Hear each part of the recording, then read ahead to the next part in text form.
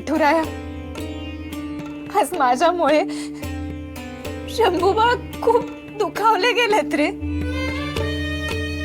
त्यांना खूप मोठा धक्का बसलाय, कारण मला खोटं बोलावं लागलं. माझ्यावरचा विश्वासच उडालाय रे त्यांचा. अहोंच्या जीवाची धमकी देत दरवेळेस ते दुष्ट बाबाजी माझ्याकडून पाप करून घेतात. बाबाजींच्या या धूर्त कुटील डावाचा शंभू बाळांच्या बालमनावर किती आघात झाला असेल, हा असा विचार बाबाजींच्या मनात नाही येत का? विठुराया, मला हवी ती शिक्षा दे, जाळून मारू दे, सुळावर चढवू दे. माझ्या जीवाचं काही झालं ना तर मला वाईट नाही वाटणार. अरे पण ज्यांनी माझ्यावर प्रेम केलं त्यांना असा त्रास नको रे व्हायला. आता कुठल्या तोंडाने मी शंभू बाळांसमोर जाऊ? मालकीनबाई, हो आलीस? काय झालं? जे झालं आणि जे होतंय ना त्याला तू जबाबदार आहेस. मी? अगं ती तुळसा कोण आहे? ती कुठून आली? हा, माझ्या माणिकला तिच्या पायावर नाक घासून क्षमा मागायला लावली. एवढी कोण आहे ग ती मोठी? आणि तिला तू आणलंस ना, तुझ्यामुळे आली ना ती या घरात. कशी बाई दिलीस ग तू? बाई साहेब, पण मी ते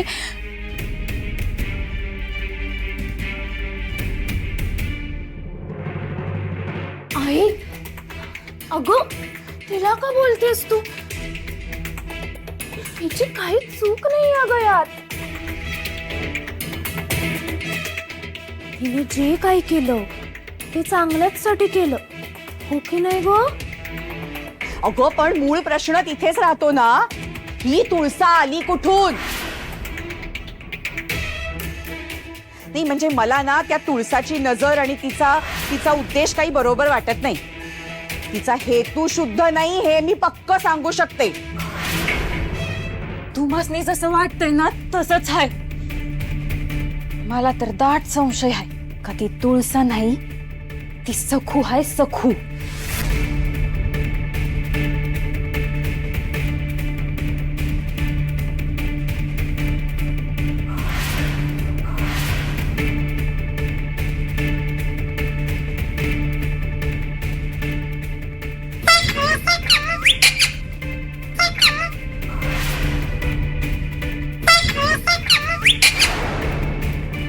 तुळसा हीच सखू आहे हे आपण गावात का सांगत नाही आहोत?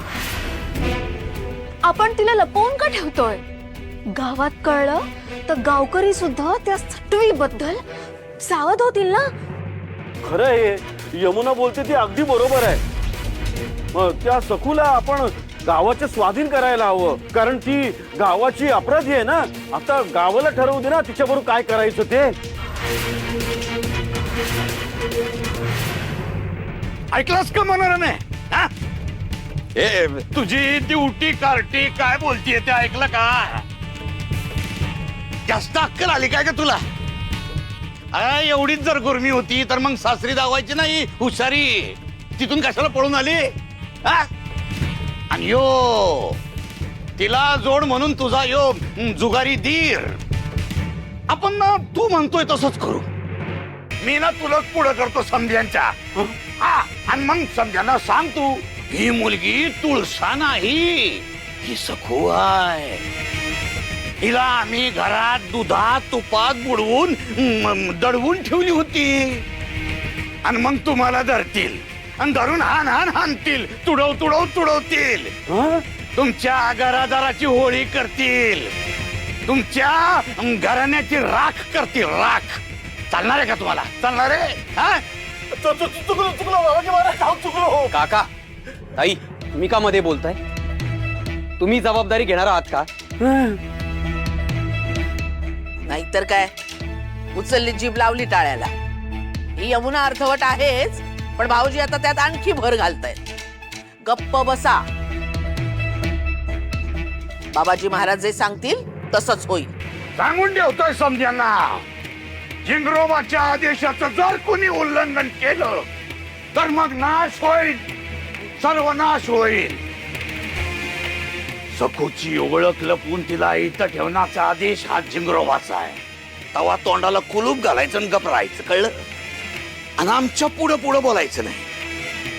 इथं आम्ही तुमच्या भल्याचा विचार करतोय आणि तुम्ही वाकड्यात शिरताय. सखूच्या केसाला बी धक्का लागता कामा नये.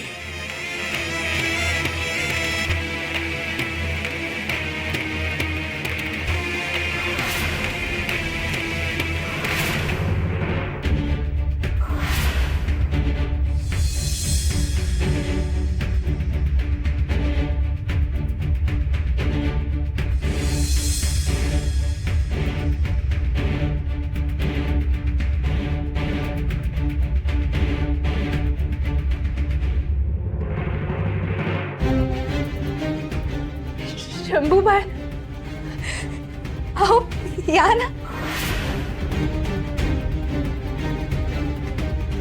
मामीशी बोला ना शंभूबाळ. तुम्हाला आवडतो म्हणून गरम गरम शिरा केलाय. शंभू, शंभूबाळ.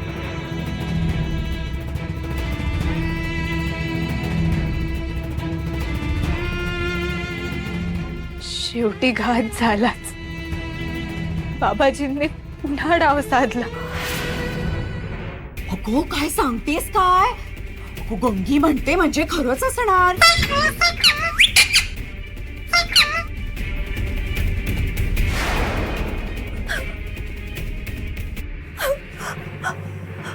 माझ्या जीवाला तात लावायला आली ही. इथे आली होती तेव्हा पण हा पोपट विठू विठू सखू सखू असंच म्हणत होता. माझंच नशीब फुटकं म्हणून माझी सवत माझ्याच डोक्यावर येऊन बसलीये. आता काय करू ग मी? माझा संसार सुखाचा कसा होणार? अगं माणिक, अगं आपल्याला ह्यातनं काहीतरी मार्ग काढायला हवा. गंगी मला सांग, ती सखू आहे असा संशय फक्त तुलाच आहे का आणखीन कुणाला हवाय? जनीला बी असंच वाटतंय. माणिक, अगो जनाला सुद्धा असंच वाटतंय. आता तू त्या दोघींचं ऐक हा. त्या मोठ्या आहेत, त्या जसं सांगतील तसं ठरवा आणि करा. असे हातपाय गाळून कसे चालतील? मी काय सांगतेय तुला कळतंय ना? जन्म मरणाचं चक्र एवढं सोपं नसतंय, कळलं काय? मागल्या जन्मी केलेलं पाप त्याचं प्रायश्चित भोगण्यासाठी पापी आत्मा पुण्यांदा जन्म घेतो. या जन्मात पूर्वसंचित असतंय ते. सखूच्या बाबतीत असंच झालंय. हा, तिचे भोग तिला भोगावेच लागणार आहेत. पण जर तिचे भोग पुरे होण्या अगोदर तिला मारलं तर ती पुण्यांदा जन्म घेऊन तुमच्याच मानगुटीवर बसल. कळतंय का? बाबाजी महाराजांना शिरा द्यावा लागेल.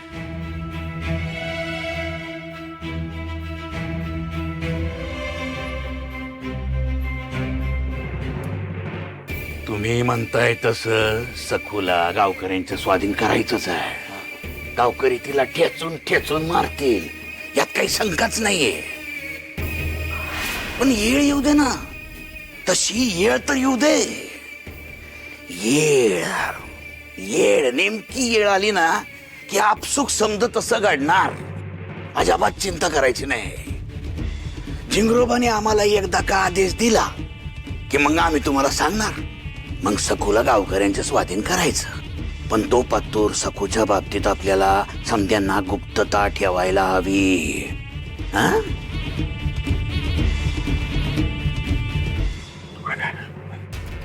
मालकीणबाई, दे बाबाजी महाराज घ्या.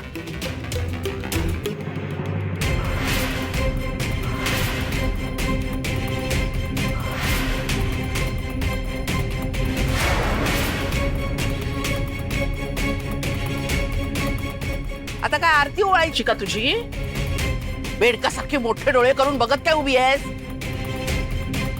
का थांबलीस इथे? जा ना, आज जा.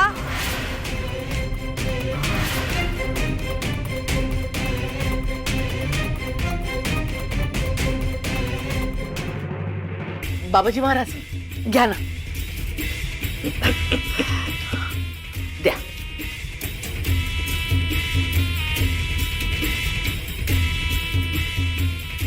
जय जिगरोबा. जय जिंगरोबा.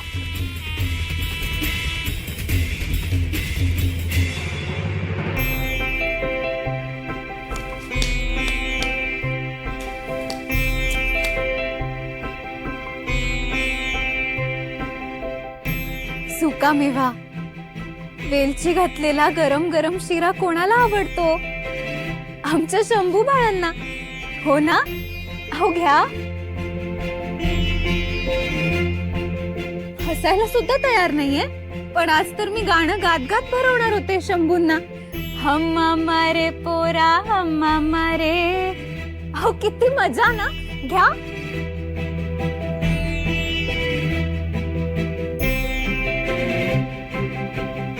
असं तोंड फुगवून रागवून नाही हा बसायचं. मामीवर रागवलायत ना, अहो मग बोला, रागवा मला, पण असा अबोला नाही हा धरायचा.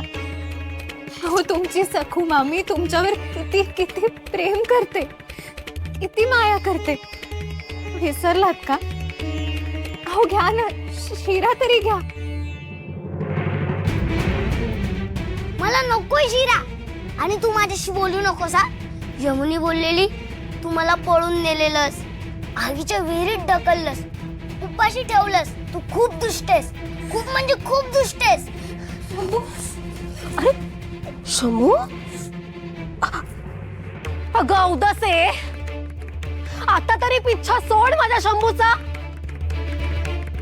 अगं घाबरलाय बघ किती तो. शंभूबाई, तुम्हाला माझी भीती वाटत असेल ना, तर मी तुमच्या जवळ नाही येणार. अगं पण जिवंतच कशाला राहतेस तू? स्वतःचा जीव घे ना. इथे कोणालाच तुझी गरज नाहीये. निर्लज्ज कोडगी कुठली. चल चल शंभू बाळा.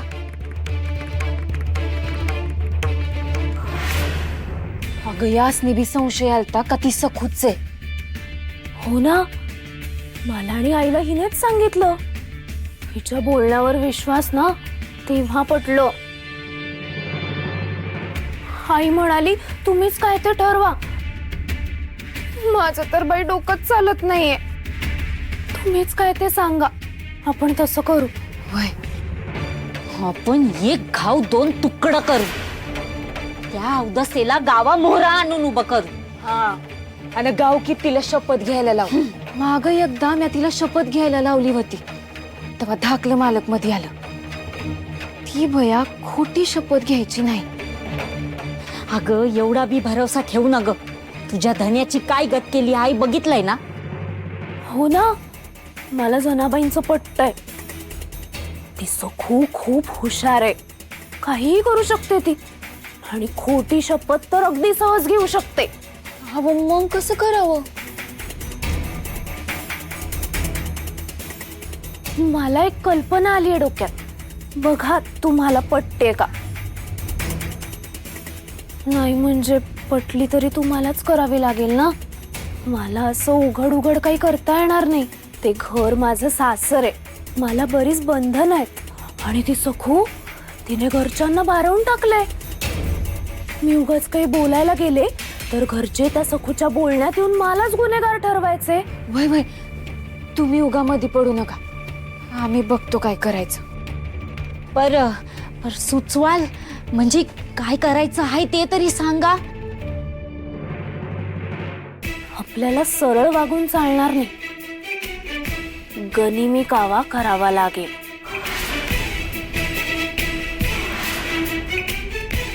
म्हणजे नरभक्षक जनावराला पकडायचं असेल तर आपल्याला त्याच्या समोर आमिषाचं सावज ठेवावं लागतं. पण आपल्याला जनावराला नाही तर त्या आमिषाच्या सावजाला पकडायचंय. म्हणजे कुणाला?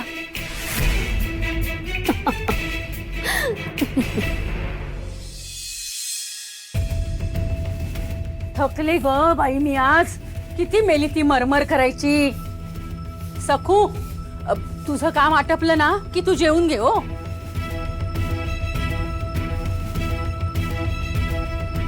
बरं पण हे ताट अगं शंभूसाठी ठेवलंय.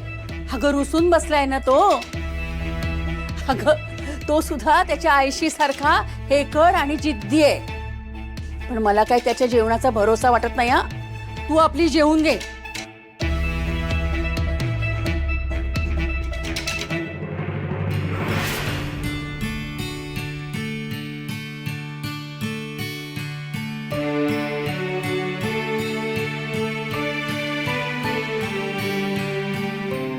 त्या सगळ्या भयंकर गोष्टी खऱ्या मानून रागवल्यात ना माझ्यावर. अहो ते होणारच. हळवे आहात ना तुम्ही. पण शंभूबाळ, तुमच्या पोटात अन्नाचा कण नाही तर मी तरी कशी जेवू? शंभू बाळा, जेवणावरती असं कोणी रागावतं का रे? असं काय करतोस रे बाळा? चल थोडस खाऊन घे. असं उपाशी झोपलं ना की रात्री स्वप्नात राक्षस येतो. हो खरंच. चल चल. आज मी भरवणार माझ्या बाळाला.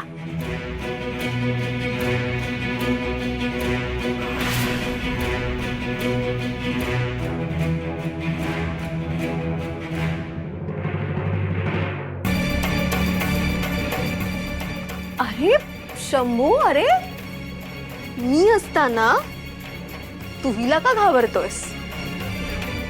ये ये असा पुढे ये.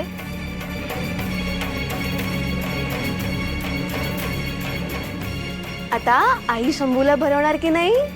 मला नाही जेवायचंय. शंभू,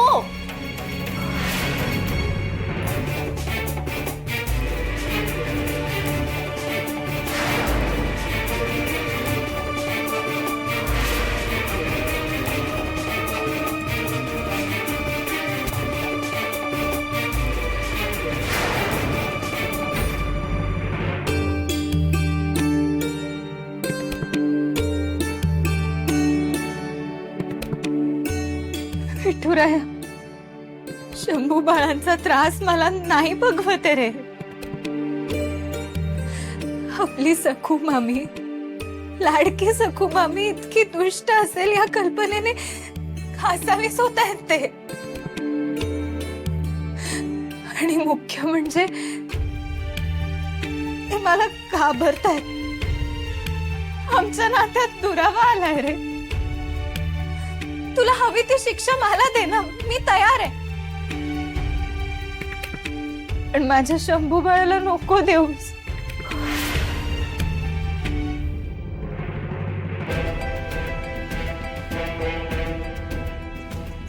अरे शंभू, दिवसभर बागडतोस ना रे.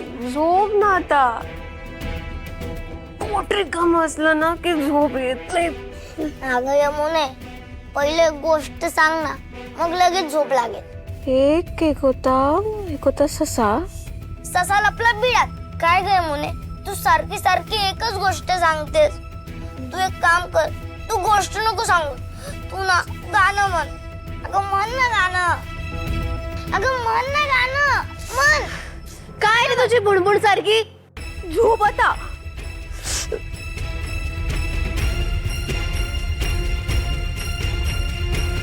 हमारे पोरा हमारे गोजिऱ्या शंभूचा हमारे घुमरे वाजे घुमरे घुमरे वाजे घुमरे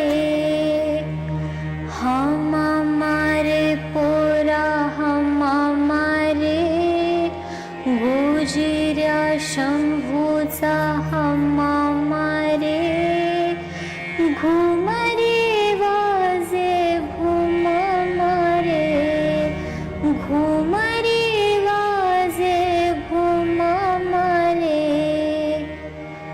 हमारे पोरा हमारे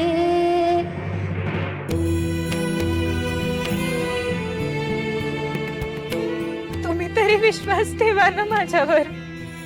शंभूबाळ जेवले नाहीये तो. तुम्ही तरी एक घास खा ना. मी पाया पडू का? खरंच मी तसं काही केलं नाहीये. बाबाजी महाराज म्हणाले म्हणून मला तसं सांगावं लागलं. अहो मी तसं बोलले नसते तर बाबाजी महाराज खोटे ठरले असते. आणि ते तुमच्या आईला, तुमच्या रमाईला, तुमच्या मोठ्या मामाला आवडलं नसतं. मी तुमच्या डोक्यावर हात ठेवून तुमची शपथ घेऊन सांगू शकते की माझ्या मनात सुद्धा मी असा दुष्ट विचार कधीच नाही करणार. लहान मुलांच्या जीवाला अपाय करू पाहणारी ती दुसरी दुष्ट शक्ती होती. कोणाच्या जीवाला धोका होईल असं मी कधी वागेन का? असं कधी करेन का? हे बघा मी शपथ घेते, पण तुम्ही एक घास तरी खा ना. अहो ऐका ना, माझं एक घास तरी खा ना.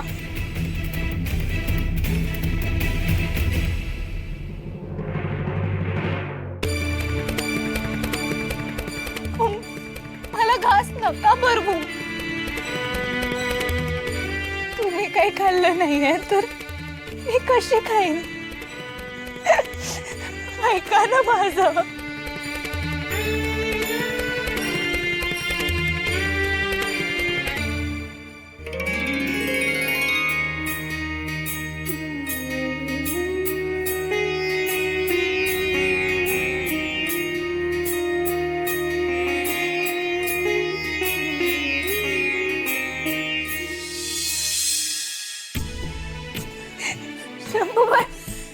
शंभूबाळ, तुम्ही आता इथे कसे आलात आणि का बरं रडताय? तू त्याला का हात जोडतीयस? त्याच्याशी का बोलतीयस? त्याला का भरवतीयस? मग काय करणार? आमच्याशी कोणाला कुठे बोलायचंय? कुठे कोणाला आमच्या हातून शिरा खायचाय? ती वाटी दे.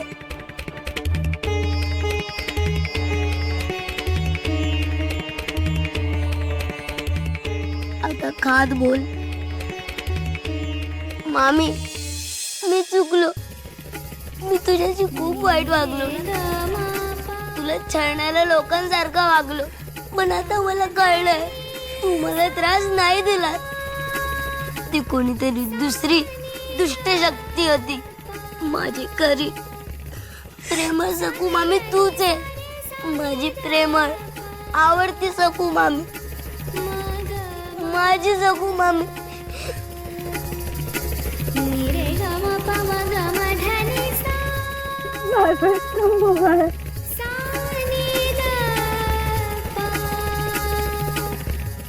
शंभूबाळ, तुम्ही कधी माझ्यापासून दूर जाऊ नका. माझा खूप जीव आहे तुमच्यावर. आणि एक लक्षात ठेवा, मी जे काय करीन ते तुमच्या सुखासाठी, तुमच्या आनंदासाठी करीन.